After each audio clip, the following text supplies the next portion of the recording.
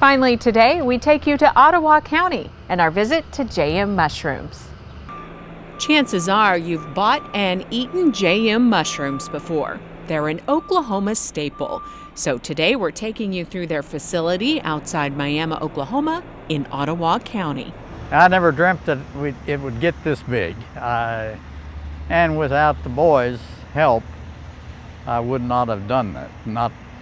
I wouldn't have expanded this much. Virgil Jurgensmeyer is one of the founders of JM Farms. He still comes to work, but now his sons handle the day-to-day business.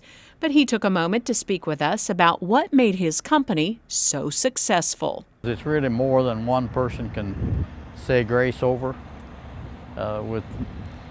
With 500 employees around and 22 management team people, just to keep everything in the right step takes a lot of effort. Miami, Oklahoma has been a good community for us, and they've been very cooperative with us. They put up with us sometimes as we were learning to compost in all different kinds of weather conditions. And good mushrooms start with good compost. So that's where we start the tour. My guide, Curtis Jurgensmeyer, CEO of JM Mushrooms. This is what we call our compost yard. It's where we start making the soil that the mushrooms will grow in. It's a 22 to 23 day process out here. We use wheat straw, chicken litter, cottonseed meal, gypsum, urea, blended together to make our compost. So that's sort of the recipe that you've come up with that creates the ideal soil for the mushrooms to grow in? Right. Mushrooms have, they're a fungus. They have no digestive system of their own, so they have to, their food source is already broken down basically for them, and that's what we're doing is we're making a very select food source that the mushroom can feed off of. Okay, and then your crews come out and load this up and take it inside? Yes, we'll do. Every day we fill a crop every day. We'll bring it up here and use our fill line over here and fill it into one of these wooden trays and take it in to be pasteurized and go through our phase 2 process. Okay, let's go take a look at phase 2. Okay.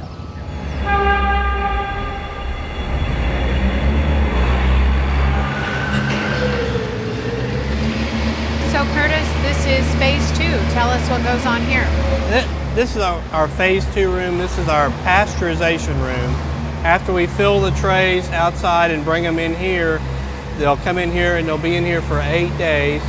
On about the 3rd day, we heat the trays up to the compost in the trays up to 150 degrees for about 2 hours.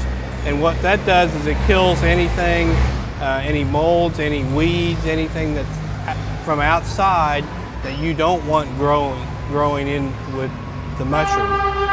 So that when we plant the mushrooms, all we're going to have growing in our compost is the mushroom culture itself. So it takes 8 days. On the 3rd day is when we heat it up, and then we spend the rest of that time kind of slowly cooling the trays back down to get them to about 80 to 90 degrees before we take them out and spawn them.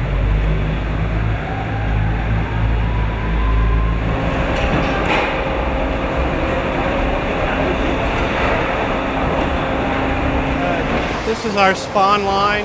What's happening right now is that we're dumping the compost that's been pasteurized out, and we're adding spawn and some supplement, which is like a fertilizer to it.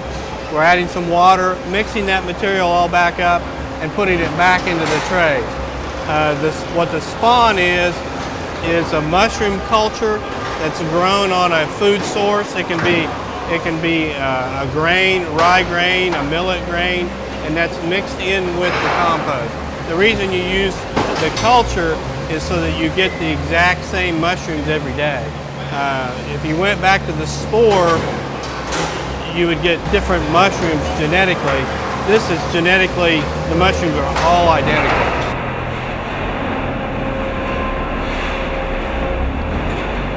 After we spawn the trays off the line out there, we bring them into a room like this where we control the temperature and the humidity, and it stays in here for 15 days.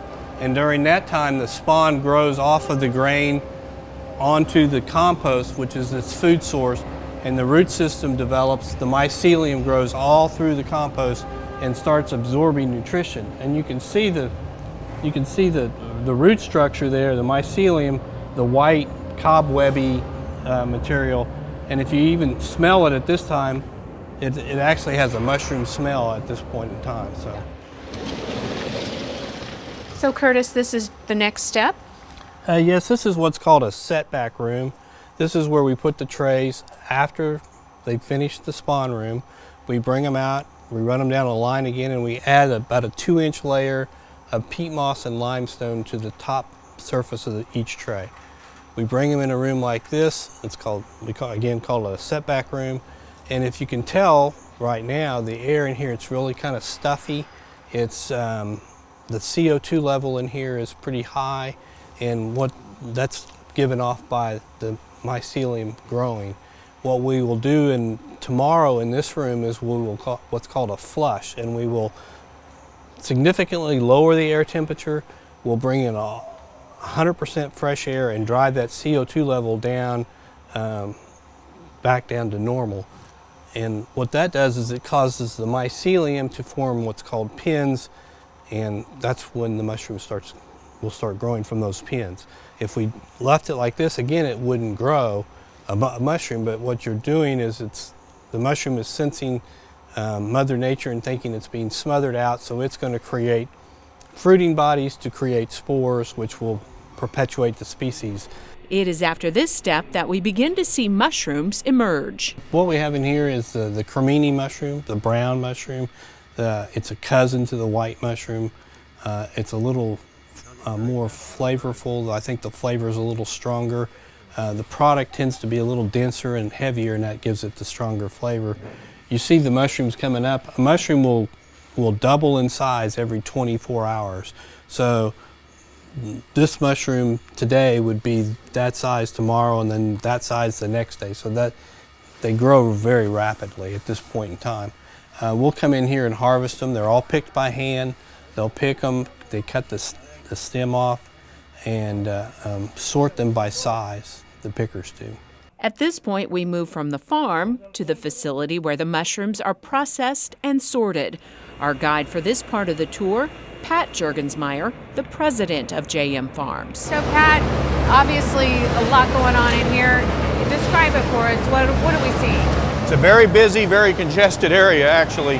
The product that we handle over here is anything that we have that's value added, that's going to be further packaged, meaning it's going to be overwrapped, that's going to go to the retail store. We do all of our slicing of product over here, whether it goes into a 5-pound, 10-pound box going to the restaurant as sliced product, or the 8-ounce or the 16-ounce container going to the grocery store shelf. So all of that product is brought over here. We think of this more not as a farm like we do at J&M Farms. This is a food processing company here. Food safety, critical to deliver the kind of product you want to deliver. Talk about some of the things, the precautions you take in here and how things are set up from a strategy point of view. Well, with the push in food safety, we've gone to the Global Food Safety Initiative, or GFSI. Back in Stillwater, we ask Jason Young from the Robert M. Kerr Food and Agricultural Products Center here at OSU to explain GFSI. The Global Food Safety Initiative is a private industry program. It's not a government program, it's not regulations, but it's criteria developed by many retail organizations coming together saying, hey, you know, one of the primary concerns we have is with manufacturers sending us product that's not safe. And so they got together and they put together this umbrella set of guidance that said, you know what, as a manufacturer, to produce food and to distribute it through our retail organization, we want you to meet food safety criteria set up for international and worldwide standards. Jason works with manufacturers across the state to prepare them for the audit involved with the program. When the actual auditor comes in and he sees that they're working with an outside party, resource, the Robert M. Kerr Food and Ag Products Center, he sees that somebody is coming in to work with them that has this background, this knowledge on auditing for food safety and quality management. Our challenge is we want to stay ahead of the standards. We want the standards to chase us. We don't want to chase the standards. So we always try to implement something that's tougher than what's required of us right now. Okay. For example, you have some stickers on here. Explain this. This is part of our traceability program, where there's 2 different stickers on each container that's harvested. One is what we call a picker sticker. I can determine from that sticker who actually harvested this product and at what facility it was harvested at. The other sticker is a room sticker. It begins with an R. I can tell not only, again, who harvested it, but what facility it came from, what room it came out of, and once we record that data into the database, it basically looks like a grocery store checkout lane. Then I can tell, we can trace that all the way back, even to the point we can tie it in with our growing systems. So I can tell where the straw came from to produce that crop. So we can, a tremendous amount of information. We go through mock recalls. I can tell you who the final quality inspector was on this box. Just about anything you could ask, I could tell you about that specific piece of, or that specific box. Back in the processing area, Pat explains more about food safety. We do a lot of employee training with hand washing, follow up on what to touch, what not to touch.